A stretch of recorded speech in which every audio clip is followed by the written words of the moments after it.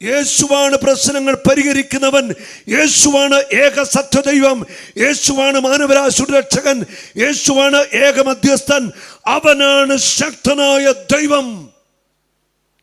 അവനെ വിളിച്ചപേക്ഷിച്ചവർക്ക് ലജ്ജിക്കേണ്ടി വരത്തില്ല. അവന്റെ നാമത്തെ ആര് വിളിച്ചോ അവർക്ക് ലജ്ജിക്കേണ്ടി വരത്തില്ല. ഹല്ലേലൂയ. ഇന്നലെ ഒരു വ്യക്തിക്ക് വേണ്ടി പ്രാർത്ഥിക്കാനായിട്ട് ഒരു സാഹചര്യമുണ്ടായി. അദ്ദേഹം മദ്യത്തിന് അടിമയാണ്. കുടുംബജീവിതമൊക്കെ തകർന്നു പോയി. ഭാര്യയ്ക്ക് വഴിക്ക് പോയി കുറേ പ്രശ്നപ്പെട്ട ഒരു വ്യക്തിയായിട്ട് വ്യക്തിക്ക് വേണ്ടി ഇന്നലെ പ്രാർത്ഥിക്കേണ്ട ഒരു സാഹചര്യമുണ്ടായി. ഇപ്പോൾ 50 വയസ്സ് കഴിഞ്ഞു. 52 വയസ്സോട്ടായി. 20ാമത്തെ വയസ്സിൽ മദ്യപാനം തുടങ്ങിയതാണ്.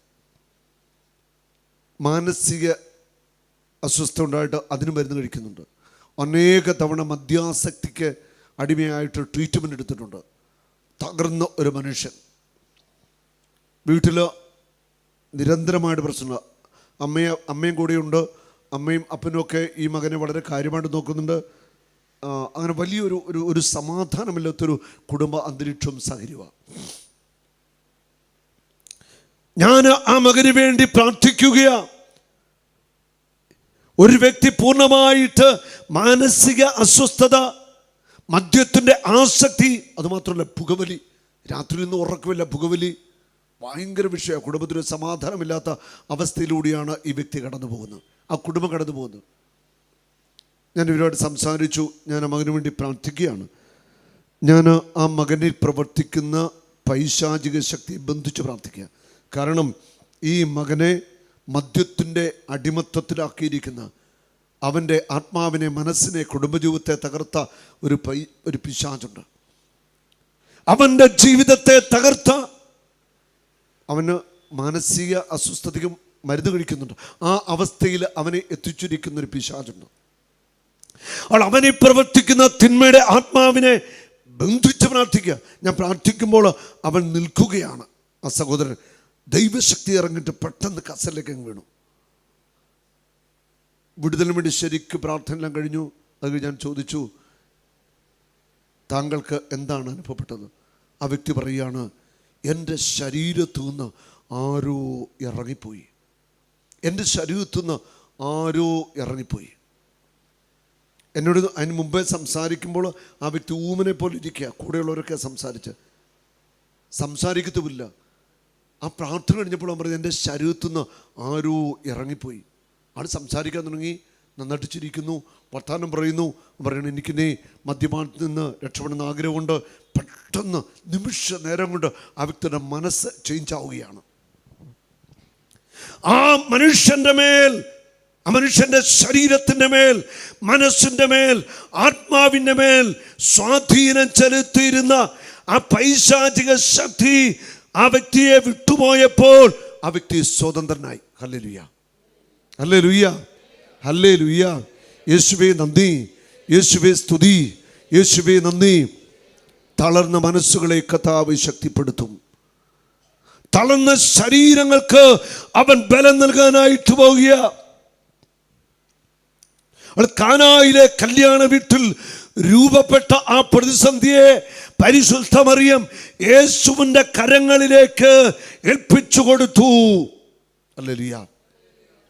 പ്രശ്നം ആരേറ്റെടുത്തു? ഒച്ചത്തി പറ. കണ്ടോ, യേശു ആ പ്രശ്നം ഏറ്റെടുത്തു. മാതാവ് ആ ഫയൽ യേശുവിൻ്റെ കൊടുത്തു. അപ്പം നമ്മുടെ പ്രശ്നമൊക്കെ മാതാവിനെ ഏൽപ്പിച്ചു കഴിഞ്ഞാൽ മാതാവ് ആ ഫയൽ ആരെ ഏൽപ്പിക്കും? യേശുവിനെ ഏൽപ്പിക്കും. അപ്പം വിശ്വസിച്ച ധൈര്യമായിട്ട് മാതാവിൻ്റെ കയ്യിലേക്ക് എല്ലാ ഫയലും അങ്ങോട്ട് ഏൽപ്പിക്കുക. നമ്മുടെ പ്രശ്നങ്ങളൊക്കെ ഏൽപ്പിച്ചു കൊടുത്തു. മാതാവ് ഈശോയെ ഏൽപ്പിക്കും. നമ്മുടെ പ്രശ്നത്തിന് വേണ്ടി പരിഹാരത്തിന് അമ്മ പ്രാർത്ഥിക്കുകയും ചെയ്യും. ഹല്ലേലൂയ. എനിക്കറിയാം നിങ്ങളൊക്കെ മാതാവിനോട് മധ്യസ്ഥം പ്രാർത്ഥിക്കുന്നവരാണ്. കൂടുതൽ പ്രാർത്ഥിക്കുക. ഹല്ലേലൂയ. യേശുവിൻ്റെ കയ്യിൽ ഫയല് കിട്ടി. യേശു ആ പ്രതിസന്ധിയിൽ ഇടപെടുകയാണ്.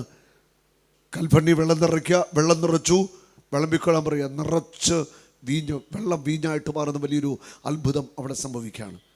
അവിടെ ദൈവത്തിന്റെ മഹത്വം വെളിപ്പെട്ടു, ദൈവത്തിന്റെ വലിയൊരു പ്രവൃത്തി വെളിപ്പെട്ടു.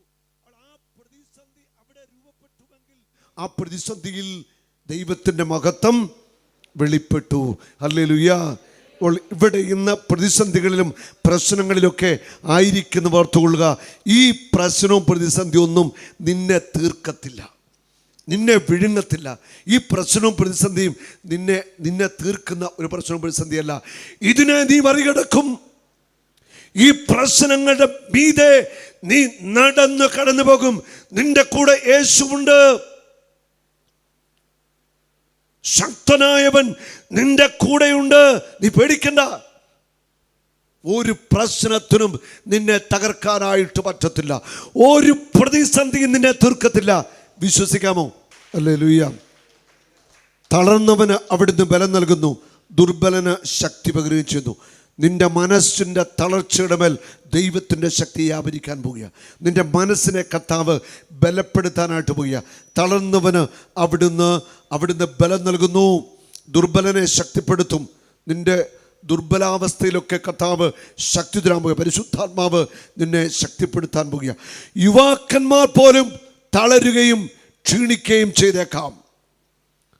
യുവാക്കന്മാർ തളർന്നേക്കാം. കാരണം യുവാക്കന്മാർ യൗവനത്തിൻ്റെ പ്രായമാണല്ലോ, കരുത്തിൻ്റെ പ്രായം, എന്തും ചെയ്യാൻ മടിയില്ലാത്ത പ്രായം എന്നൊക്കെ പറയുന്നത് യൗവനത്തിൻ്റെ പ്രായമാണ്. അപ്പോൾ യുവാക്കന്മാർ പോലും തളർന്നു പോയേക്കാം. യുവാക്കന്മാർ പോലും ശാരീരികമായിട്ടും മാനസികമായിട്ടും തളർന്നു പോയേക്കാം.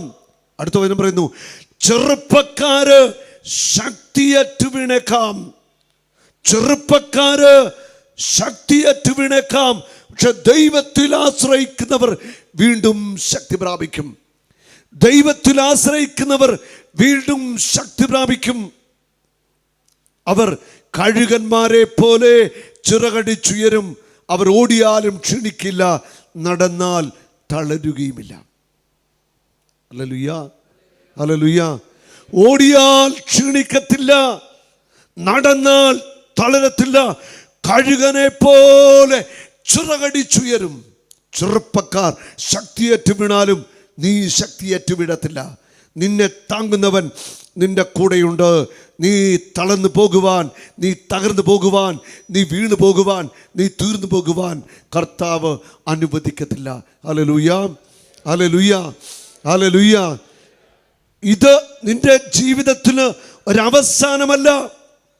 എവിടെ പ്രതിസന്ധി ഉണ്ടോ, എവിടെ പ്രശ്നങ്ങളുണ്ടോ, അത് പരിഹരിക്കുന്നവൻ ആ പ്രശ്നത്തെ പരിഹരിച്ച് നിന്നെ അനുഗ്രഹിച്ച് ഉയർത്താനായിട്ട് പോവുകയാണ്. നിന്റെ പ്രശ്നങ്ങൾക്കും പ്രതിസന്ധികൾക്കും കർത്താവ് ഒരു ഉത്തരം നൽകി അനുഗ്രഹിക്കാനായിട്ട് പോവുകയാണ്. നിന്റെ തളർന്ന മനസ്സിനെ കർത്താവ് ശക്തിപ്പെടുത്തുകയാണ്. നിന്റെ ശക്തിയേറ്റ ശരീരത്തെ അവിടുന്ന് ശക്തിപ്പെടുത്തുകയാണ്. ഹല്ലേലൂയ. ഇന്ന് കർത്താവ് നിന്നെ അനുഗ്രഹിച്ചിട്ടേ ഇവിടെ നിന്ന് വിടത്തുള്ളൂ. 1 ദിനവൃത്താന്തം 4-ാം അധ്യായത്തിൻ്റെ 9-10 വചനങ്ങൾ. യാബസ് അവൻ്റെ സഹോദരന്മാരെക്കാൾ ബഹുമാന്യനായിരുന്നു. ഞാൻ അവനെ വേദനയോടെ പ്രസവിച്ചു എന്ന് പറഞ്ഞ് അവൻ്റെ അമ്മ അവനെ യാബസ് എന്ന പേര് വിളിച്ചു. ഒരമ്മ വേദനയോടെ ഒരു മകനെ പ്രസവിച്ചു. അമ്മ പറയുകയാണ്, ഞാൻ എൻ്റെ മകനെ വേദനയോടെയാണ് പ്രസവിച്ചത്. അത് പ്രസവവേദന തന്നെയല്ല, ആ അമ്മ മാനസികമായിട്ടൊക്കെ അനുഭവിച്ച വേദനകളുണ്ട്, കുടുംബ സാഹചര്യത്തൊക്കെ അനുഭവിച്ച വേദനകളൊക്കെ ഉണ്ട്. അപ്പോൾ ഒരു അമ്മ അനുഭവിക്കുന്ന വേദന എന്ന് പറയുന്നത് അത് മനസ്സിൻ്റെ വേദനയുണ്ട്, ശരീരത്തിൻ്റെ വേദനയൊക്കെ ഉണ്ട്. അമ്മ പറയുകയാണ്, ഞാൻ വേദനയോടെ എൻ്റെ മകനെ പ്രസവിച്ചു. അത് ശരീരത്തിൻ്റെയും മനസ്സിൻ്റെയും ഒക്കെ വേദനയാണ്. ആണോ അമ്മമാരെ? ആണോ? അതെ. ആ ശരീരത്തിലും മനസ്സിലും ഒക്കെ ഒത്തിരി വേദന അനുഭവിച്ച ഒരു അമ്മ ഒരു മകനെ പ്രസവിച്ചു. ആ മകൻ്റെ പേരെന്താണ്? യാബസ്. എന്താണ്? യാബസ് എന്ന പേരിട്ടു. വേദനയോടെ പ്രസവിച്ച മകനെ അമ്മ യാബസ് എന്ന് വിളിച്ചു. ഈ യാബസ് വളർന്നു. ഈ യാബസ് ഇസ്രായേലിൻ്റെ ദൈവത്തോട് പ്രാർത്ഥിച്ചു, ദൈവമേ അങ്ങനെ അനുഗ്രഹിച്ച് എൻ്റെ അതിരുകൾ വിസ്തൃതമാക്കണമേ. വലതുകരമെന്ന് പിടിച്ച് എല്ലാവരും ഉച്ചത്തിൽ ഈ പ്രാർത്ഥന ഏറ്റു ചൊല്ലണം. ദൈവമേ ഈ ഒച്ച പോരാ. ദൈവമേ, ദൈവമേ, അങ്ങനെ അനുഗ്രഹിച്ച് എൻ്റെ അതിരുകൾ വിസ്തൃതമാക്കണമേ. അങ്ങയുടെ കരം എന്നോട് കൂടെ ആയിരിക്കുകയും വിപത്തുകളിൽ എന്നെ കാത്തുകൊള്ളുകയും ചെയ്യണമേ. അവന്റെ പ്രാർത്ഥന ദൈവം കേട്ടു. ഹല്ലേലൂയ. ഇവിടെ യാബസ് എന്ന ദൈവമകൻ ദൈവത്തോട് പ്രാർത്ഥിക്കുകയാണ്. പ്രാർത്ഥന ദൈവം കേൾക്കുകയാണ്. എന്താണ് പ്രാർത്ഥിച്ചതെന്നറിയാമോ? ദൈവമേ, അങ്ങനെ അനുഗ്രഹിച്ച് എൻ്റെ അതിരുകൾ വിസ്തൃതമാക്കണമേ. ആദ്യത്തെ പ്രാർത്ഥന, ദൈവമേ, അങ്ങനെ അനുഗ്രഹിച്ച് എൻ്റെ അതിരുകൾ വിസ്തൃതമാക്കണമേ. ഒന്നാമത്തെ പ്രാർത്ഥന അത്. രണ്ട്, അങ്ങയുടെ കരം എന്നോട് കൂടെ ആയിരിക്കുകയും, അങ്ങയുടെ കരം എന്നോട് കൂടെ ആയിരിക്കുകയും. അത് രണ്ട്. ഇത് ഓരോന്നും ഞാൻ വിശദമാക്കി പറയാം. വിപത്തുകളിൽ നിന്ന് എന്നെ കാത്തുകൊള്ളുകയും ചെയ്യണമേ. മൂന്ന് പ്രാർത്ഥന. അവന്റെ പ്രാർത്ഥന ദൈവം കേട്ടു. Hallelujah, hallelujah. ദൈവമേ, എന്നെ അനുഗ്രഹിച്ച് എൻ്റെ അതിരുകളെ വിസ്തൃതമാക്കണമേ. എൻ്റെ അതിരുകളെ വിസ്തൃതമാക്കണമേ. ദൈവമേ, എന്നെ അനുഗ്രഹിച്ച് എൻ്റെ അതിരുകൾ വിസ്തൃതമാക്കണമേ. ഇത് വലിയ ഒരു പ്രാർത്ഥനയാണ്. കാരണം നമ്മുടെ ഓരോരുത്തരൊക്കെ മനസ്സിന് ഒരു ലിമിറ്റേഷനുണ്ട്, ഒരു ലിമിറ്റുണ്ട്. ഒരു ലിമിറ്റാണ് നമ്മൾ കാണുന്നത്, ചിന്തിക്കുന്നത് എല്ലാം ഒരു ലിമിറ്റുണ്ട്. നമ്മൾ അങ്ങോട്ട് പുറത്തോട്ടിറങ്ങി നോക്കിയാൽ വിശാലമായ ആകാശം നമുക്ക് കാണാം. വിശാലമായ ആകാശം നമ്മുടെ കണ്ണുകൾ കൊണ്ട് നമുക്ക് കാണാനായിട്ട് സാധിക്കും. നമ്മുടെ കണ്ണുകൾ നോക്കിയാൽ നോക്കത്താ ദൂരം നമ്മുടെ കണ്ണുകൾ കൊണ്ട് നമുക്ക് കാണാൻ സാധിക്കും. ഇവിടെ യാബസിൻ്റെ പ്രാർത്ഥനയിൽ പറയുന്നു, കർത്താവേ, എന്നെ അനുഗ്രഹിച്ച് എൻ്റെ അതിരുകൾ വിസ്തൃതമാക്കണമേ. അതിരുകളെ വിസ്തൃതമാക്കണമേ. അതായത് നിൻ്റെ ജീവിതത്തിൽ, നിൻ്റെ ചിന്തകളിൽ നീ ഒരു ലിമിറ്റ് വെക്കുവാനായിട്ട് പാടില്ല. അനുഗ്രഹങ്ങൾക്ക് നീ എപ്പോൾ ലിമിറ്റ് വെക്കുന്നോ അവിടെ അനുഗ്രഹം സ്റ്റോപ്പായി പോവുകയാണ്. പഴയ നിയമത്തിൽ നമ്മളൊരു സംഭവം വായിക്കുന്നുണ്ട്. രാജാക്കളുടെ പുസ്തകം 17-ാം അധ്യായത്തിൽ, 1 രാജാക്കന്മാർ 17 ഒരു പ്രവാചകന്റെ ഭാര്യ ഒരു വലിയ വേദനയോടെ ഏലിയായോട് സംസാരിക്കുന്നു. ഏലിയ പ്രവാചകനോട് പറയുകയാണ്, അങ്ങയുടെ ദാസൻ ഒരുവനായിരുന്നു എൻ്റെ ഭർത്താവ് മരിച്ചുപോയി. എൻ്റെ ഭർത്താവിന് കുറേ സാമ്പത്തിക കടബാധ്യത ഉണ്ടായിരുന്നു. കൊടുക്കാനുള്ളവരെല്ലാം വന്നിട്ട് എൻ്റെ മകനെ പിടിച്ചുകൊണ്ട് പോകാനായിട്ട് തുടങ്ങിയാണ്. കടം വീട്ടാനായിട്ട് ഒരു മാർഗവുമില്ല. അവൾ പറയുകയാണ്, അവൾ വിറവ് പെറുക്കിക്കൊണ്ടിരിക്കുക. ഞാൻ ഈ 2 ചുള്ളിക്കമ്പ് എടുത്തുകൊണ്ടിരിക്കുകയാണ്. ഞാൻ പോയിട്ട് ഒരു പിടി മാവും അല്പം എണ്ണയുമുണ്ട്, അപ്പം ഉണ്ടാക്കി കഴിച്ചിട്ട് ഞാനും എൻ്റെ കുഞ്ഞും ആത്മഹത്യ ചെയ്യാൻ പോവുക, മരിക്കാനായിട്ട് പോവുക. അതാണ് ഞങ്ങളുടെ തീരുമാനം. ഹല്ലേലൂയ. ഏലിയ പറഞ്ഞു, നീ പോയി ആദ്യം ഒരു അടയുണ്ടാക്കി എനിക്ക് കൊണ്ടുതരിക.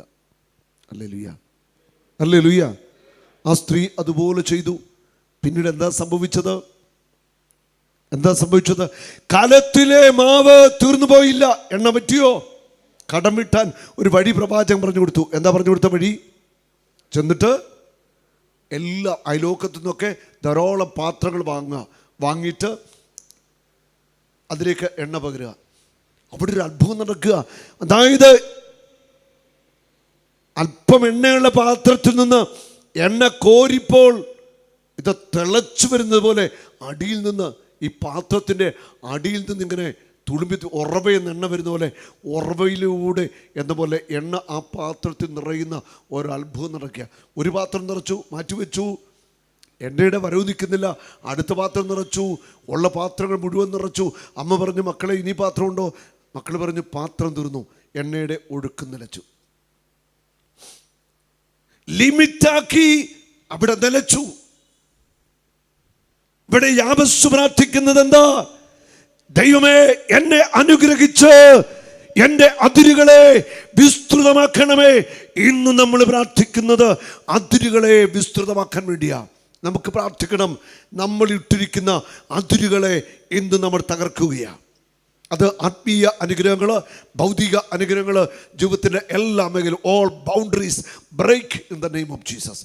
എല്ലാ ബൗണ്ടറികളെയും യേശു ക്രിസ്തുവിൻ്റെ നാമത്തിൽ ഇന്ന് നമ്മൾ തകർത്ത് പ്രാർത്ഥിക്കാനായിട്ട് പോവുക. സകല ബൗണ്ടറികളും ഇന്ന് തകർക്കപ്പെടാനായിട്ട് പോവുക. നിൻ്റെ മേൽ അനുഗ്രഹം പെരുമഴ പോലെ ഇന്ന് പെയ്യാനായിട്ട് പോവുക. ഹല്ലേലൂയ. അതുകൊണ്ട് നിൻ്റെ മനസ്സിൽ ഒരു ലിമിറ്റ് വെച്ചുകൊണ്ട് നീ ഒന്നും ചിന്തിക്കേണ്ട. കാരണം നിൻ്റെ ദൈവം വലിയവനാണ്. അതുകൊണ്ട് വലിയ രീതിയിൽ നീ ചിന്തിക്കുക. വലിയവനായ ദൈവത്തെ വലിയവനായിട്ട് കാണുക. അങ്ങനെ കണ്ടുകൊണ്ട്, അങ്ങനെ ചിന്തിച്ചുകൊണ്ട് വലിയ കാര്യങ്ങൾക്ക് വേണ്ടിയാണ് നീ പ്രാർത്ഥിക്കേണ്ടത്. ഹല്ലേലൂയ. ഒരു ലിമിറ്റും വേണ്ട. നിന്റെ ദൈവം എല്ലാ ലിമിറ്റിൻ്റെയും അപ്പുറമാണ്. നിന്റെ സൃഷ്ടാവ് സർവശക്തനാണ്. ഹല്ലേലൂയ. ഒരു നാളും നീ അനാഥനല്ല, ഒരു നാളും നീ അന്യനല്ല, ഒരു നാളും നീ അനാഥനല്ല.